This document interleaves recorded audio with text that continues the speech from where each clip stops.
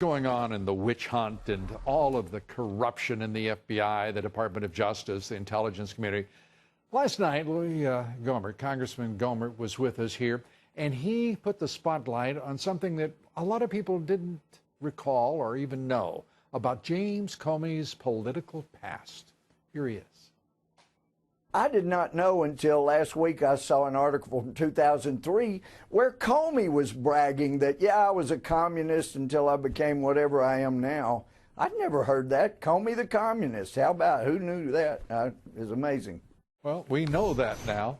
That 2003 article the congressman referred to from New York Magazine, in which Comey says this, quote, I voted for Reagan. I'd moved from communist to whatever I am now. I'm not even sure how to characterize myself politically. Well, he's not the only member of the deep state to have an ideological turn leftward of Karl Marx. Former CIA Director John Brennan also revealing he was once a communist sympathizer during the Cold War, for crying out loud. Are you kidding me? Joining us tonight, James Kallstrom, former assistant director of the FBI. He served almost 3 decades in the FBI and a captain in the United States Marine Corps. Great to see you, sir. I never thought when I came back from Vietnam that there'd be a communist that was the head of the CIA. Can you? This boggles my mind. I grew up on the FBI television show in which they were pursuing communists, and there's one at the head of the CIA and one I wonder at the if head of the FBI. Comey and Brennan were in the same, the same den, like the Cub Scout den. The communist. They were in the same communist den somewhere up in the Bronx or someplace. Well, I don't want to say that I'm convinced of it, but it could be possible that they would share such a cell going forward. I would hope that they're held accountable for what they have done to this country. Lou, as we've talked for months and months and over a year, it's crystal clear now that this cabal was far-reaching in this conspiracy. The FBI was involved, so was the intelligence community, the director of natural intelligence. Yeah. DNI. Dan Coates. And many of the Democratic leadership of the Congress were part of this storytelling that went on ever since, it was obvious that Trump was going to be the nominee. Yeah. And this thing has been going on and still going on to this day. And the Deputy Attorney General, of course, the Attorney General is out on some sort of medical leave of some sort. I don't know what he's doing. But this Deputy Attorney General is like at the center of this whole thing because, Rod Rosenstein has been at the point of the spear, the part of the fulcrum, the nexus of everything that is toxic and corrupt about the Justice Department and the FBI. Now we're finding out in this letter, Jim, from 4 leading Democrats that they've already made deals in which they withhold intelligence and information from the President of the United States.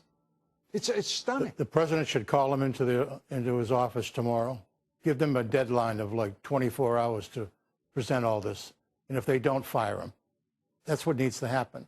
This whole gaggle of people that are anti-Constitution, anti the rights of people, trampling on the rights of people. This is a huge event. And we haven't even talked about the unmaskings yet. Right. We're going to have hundreds and hundreds of unmaskings of American citizens. Unmasking referring to Samantha Power, for crying out loud, Susan Rice and others who have called unmasking those that they wanted to surveil, as it's referred to. And we're talking, as Jim says, hundreds of American citizens. And we haven't even heard a word about that. We haven't heard a word about that. And here we go with this, we know now the FISA, they're really illegal. They're perjury. They're not truthful to the FISA court. And they withheld critical information. And when you present an affidavit, and I know I've seen many of them, you got 40, 50, 30 pages of facts. Right. They had no facts. It's all a made-up story. That circles the globe and involves a lot of strange people all over the place.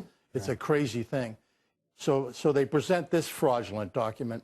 Then they renew it every 90 days 4 times. Right.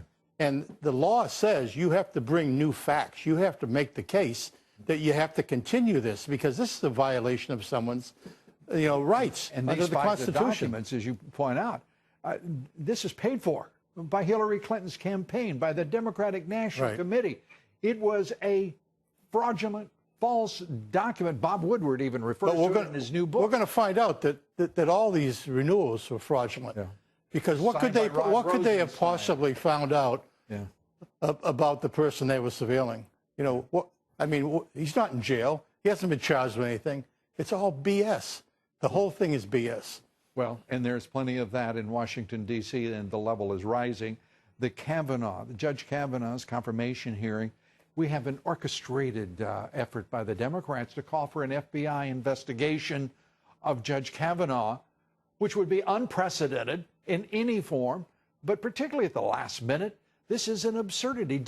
Have you ever seen anything like this? No, I'm familiar with the investigations of people that are being, going into the Congress and going elsewhere. You know, these investigations, some of them take over a year. You know, everybody this person ever knew is pretty much interviewed, going back to kindergarten. That's happened 6 times with Judge Kavanaugh. So this BS of asking for another investigation, what are they going to investigate? Yeah. As far as I know, she's not even sure of the date or the place. And Senator Feinstein, who created all of this, orchestrated it, now won't even support or endorse her veracity as the accuser, and doesn't explain why she didn't ask for investigations that she could have led 3 months ago in July. Without question. It's the whole thing is a stalling tactic, and I hope the Republicans on the committee and the chairman, I hope they grow a big backbone. Grassley has a pretty good one, and stand on what's right and what the American